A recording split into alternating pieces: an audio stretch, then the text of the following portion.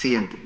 Según la Asociación Americana de Psicología, fuente científica, neutral, vigente de los Estados Unidos, se explica que la orientación sexual es una atracción. Por mucho tiempo se pensaba que la orientación sexual, o sea, la homosexualidad, era una condición del ser humano, equivalente al sexo hombre o mujer, o a la raza o el color de piel. Y en función a esta premisa se hicieron muchas presunciones, que así como se luchó por la libertad de la gente de color negro y después por la mujer, ahora pues toca la emancipación de los homosexuales. Pero esto no es más que una falacia, porque pertenecen a dos categorías distintas. La raza y el sexo son condiciones inherentes del ser humano que uno no elige, nace hombre o mujer, o de un color de piel u otro. Es más, corrijo, ni siquiera se nace hombre o mujer.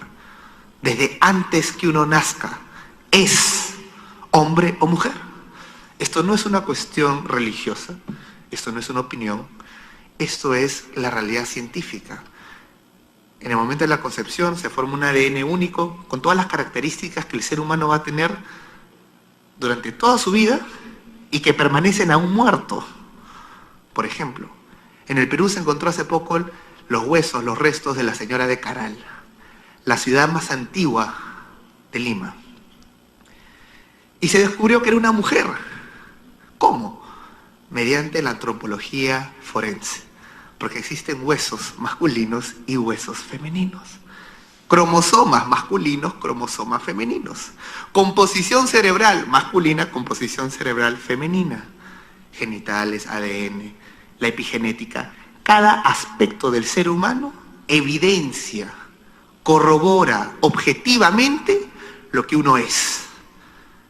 Entonces, desde antes que nazcas y después de muerto, uno tiene un sexo que es inmutable. Pero la orientación sexual, según lo define la psicología, es solamente una atracción, es un gusto. Y este gusto puede ser romántico, sexual o afectivo duradero hacia otros, pero finalmente es un gusto. Uno podría decir entonces, así como hay orientaciones sexuales, también existen orientaciones gastronómicas y orientaciones deportivas, que son gustos. Y si a alguien no le gusta el cuy, no es cuifóbico. Si a alguien no le gusta a los hombres, no es homofóbico. Y si a alguien no le gusta la Alianza Lima, no es alianzafóbico. Porque las atracciones, los gustos, los sentimientos no pueden ser ni protegidos, ni promovidos por la ley, ni regulados. ¿Por qué? Porque pertenecen al ámbito íntimo y privado del ser humano. Uno elige, decide vivir como le plazca, para bien o para mal. Es decisión autónoma de todo individuo. Pero hoy en día lo quieren equiparar a una característica inherente equivalente al sexo o la raza. Y de ahí derivan las confusiones posteriores.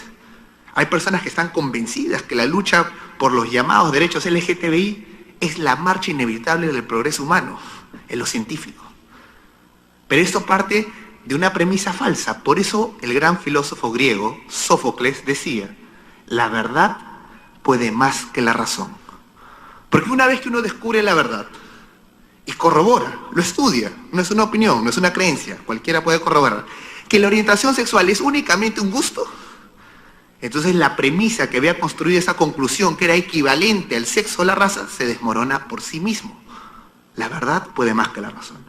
¿Y qué es entonces la identidad de género? Tercer término. Orientación sexual, un gusto. Sexo es lo que uno es. Ni se nace, ni se muere, uno trasciende. Es inmodificable el sexo. El hombre se puede mutilar un órgano saludable del cuerpo, pero basta con un cabello, una gota de sangre, ADN, hombre. El sexo es incambiable, no se modifica, imposible. Uno se puede mutilar, pero no modificar su sexo. Entonces, la legislación y las políticas públicas del derecho nacional e internacional tienen que emitir votos de conciencia. ¿Por qué se habla de conciencia? Porque es con ciencia, con conocimiento, lo que está verificado por la misma ciencia. no tiene nada que ver con la creencia religiosa, no tiene nada que ver con la opinión. Es ciencia pura, dura, verificable a través de la anatomía, la genética, la epigenética. Es lo que somos, es la antropología, el estudio del ser humano. Pero hoy en día se quiere abolir al ser humano racional, científico, y reemplazarlo por un ser teledirigido, un ser emotivo, un ser subjetivo. ¿Qué es entonces la identidad de género? Esta expresión. La identidad de género es esta noción falsa de que uno puede construir su propio sexo o su propia identidad. Y para hacerlo más coherente o más persuasivo, colocan al sexo un adjetivo: el sexo biológico y el sexo psicológico. Pero no hay sexo biológico ni psicológico, el sexo es hombre o mujer. Porque que un hombre se sienta mujer, ¿lo convierte en mujer? ¿Y cómo sabemos que no? Si él dice, soy mujer, si él gana la batalla jurídica y política para que lo llame mujer, ¿es mujer? Si te mete a la cárcel, ¿es mujer? Si te mata, ¿es mujer? No es mujer. Porque son hechos objetivos, científicos, corroborables, que escapan la opinión subjetiva del ser humano. Pero esta teoría falsa dice que uno puede construir su identidad sexual en función a sus experiencias subjetivas. Y la psiquiatría clasifica esto hasta el día de hoy, según la DSM-5, que es la Asociación Americana de Psiquiatría del año 2015, y el CIE-10, que es la Clasificación Internacional de Enfermedades de la 10ª edición de la Organización Mundial de la Salud, como trastornos de identidad. Porque el problema no es físico, el problema es psicológico. Y se le clasifica como disforia de género. En el DSM-4 se le clasificaba como disforia de identidad de género. O sea, han retirado un término clínico y lo están promoviendo en política pública para que de ella emanen supuestos derechos. Siguiente. Sí, bueno, hay una pausa. Ese es el caso de un peruano. El primer hombre que se mutiló su órgano reproductor ganó la batalla política y jurídica nacional en el Perú y en Francia para que sea reconocido como una mujer. Cambió su nombre a mujer, cambió su sexo a mujer, sexo ficticiamente, ¿no? Políticamente. Y después denunció al Estado francés y recuperó su identidad, su nombre de Carmen Claudia Fernando y su sexo de mujer a hombre. Y cuando llega el caso a la Corte Suprema de Francia, los jueces piden y solicitan las pruebas médicas. Examen bioquímico, ¿qué dice? Hombre. Genético, hombre. Cromosomático, hombre. Obviamente es hombre. Recuperó su identidad, su nombre, y ahora es Fernando Ñaupari. Siguiente, por favor. Ahí hay un caso de una imagen de un niño, Tomás Inglés, de 8 años, que sus madres, que supuestamente lo habían adoptado, que en realidad eso es una precisión importante.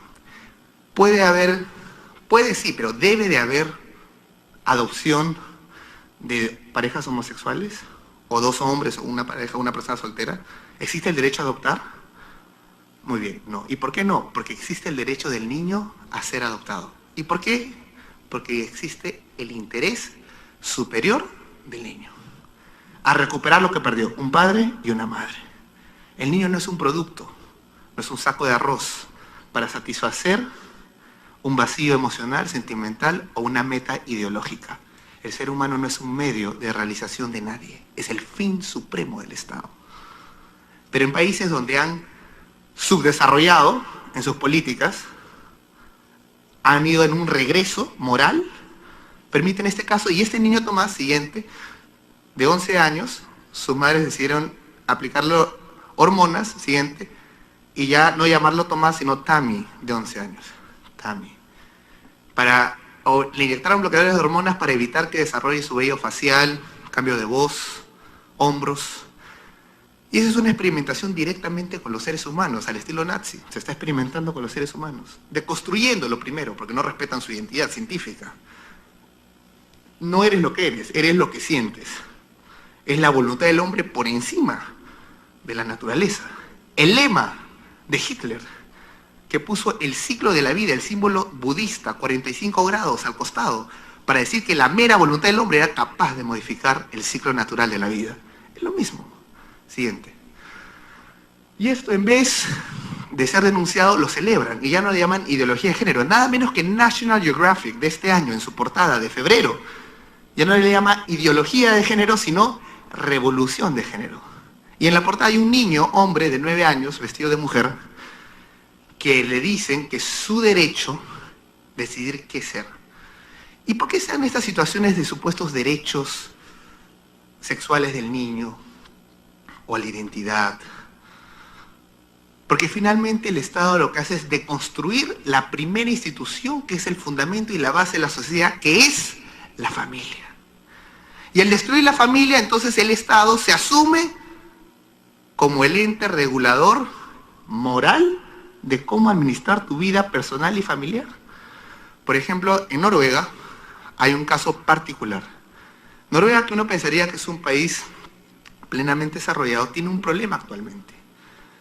Las familias, existe una institución del Estado que se dedica, el Estado, a evaluar cómo desarrollas la crianza de tus hijos. Y han investigado a más de 44.000 familias. Imagínense que tocan a su puerta de su casa. Queremos saber cómo crían a su hijo. Ah, no, aquí hay mucha homofobia. No. ¿Y saben qué pasa? Secuestran a su hijo. Se lo lleva el Estado. Y le entregan en adopción. ¿Por qué? Porque ya la familia fue abolida. No hay derechos de familia. El ciudadano, el buen ciudadano de la buena ciudad que tenía servidores públicos, ahora se ha convertido en un súbdito, un sujeto del Estado, carente de derechos. ¿Tienes ahí el video? Entonces, Déplacer 4 a 5 enfants. cada día deciden retirar de 4 a 5 niños, imagínense. El Estado propietario de sus hijos. Cada año 44.000 familias, no es que una sola vez, cada año repiten. Y se llevan 4 o 5 hijos, lo dan en adopción. Pierden la patria potestad. ¿Y por qué se dio esto? Y ahora vamos a ir a terminar la parte de las diapositivas para explicarlo. Y saltémonos a la Declaración Universal de los Derechos Humanos, por favor. Porque ya el Estado dejó de reconocer una realidad que antecede el Estado, inclusive antecede la religión. ¿A qué me refiero? A la familia. Para ahora pretender definirlo, establecerlo. ¿El Estado puede definir lo que es la familia? ¿Nosotros podemos definir o establecer qué es familia? La familia es un elemento natural que pertenece a las ciencias naturales, reproducción humana, que antecede el Estado, antecede la Iglesia. El Estado no puede definir aquello que ya está establecido en la naturaleza. Un hombre y una mujer se juntan sin necesidad de ley ni religión. Es lo natural, sin intervención. Y como esa institución natural antecede el Estado y la religión, lo único que hacen los Estados es reconocer a la familia como un elemento natural, que es la base y el fundamento de la sociedad y que por ende tiene el derecho a la protección del Estado y la sociedad, tal cual lo reconoce la Declaración Universal de los Derechos Humanos, artículo 16.3. La familia es el elemento natural. Es. Siguiente. La Convención Americana de Derechos Humanos, el Pacto de San José, artículo 17, dice, la familia es el elemento natural. ¿Y qué dice el punto 2? Se establece, se define, se delega. ¿Cuál es el verbo? Se reconoce lo que es natural. La unión de un hombre y una mujer a contraer matrimonio viene de matriz, reproducción, para así establecer una familia. Siguiente, algunos dicen es cuestión de derechos civiles. Siguiente, por favor. ¿Y qué dice el Pacto Internacional de Derechos Civiles y Políticos? La familia es el elemento natural. ¿Se reconoce el derecho de 2 hombres? No. Se reconoce el derecho del hombre y la mujer a contraer matrimonio y así fundar una familia. Siguiente, por favor. Está en la Constitución, pero bueno, ahí déjalo porque con eso termino. Este año, el 19 de junio del 2017, en el Consejo de Derechos Humanos de la ONU en Ginebra, Suiza, se realizó un gran debate para emitir una resolución de protección a la familia en relación al cuidado de las personas de mayor edad. ¿Y en qué se dio el debate? De que la resolución era protección a la familia y otros países querían que fuera resolución de protección a las familias, en plural. El debate consistía en una S. ¿Cuál era el debate? Si existía o no existía familias. Familia tradicional, familia cultural, familia religiosa, familia cristiana, familia musulmana. O si solo existía un tipo de familia. El debate duró semanas, meses. Y finalmente, el 20 de junio, se emite la resolución del Consejo de Derechos Humanos de la ONU, no estableciendo, sino reconfirmando y consolidando aquello que es común denominador de la especie humana en todos los tiempos y en todos los espacios, que la familia es un elemento natural y que se corrobora y se verifica porque todos de la especie humana provenimos de un padre y una madre. No existe otra forma de venir a la tierra. Eso es lo vigente. Anulando entonces estos intentos, se impuso aquello que ya está establecido en la naturaleza.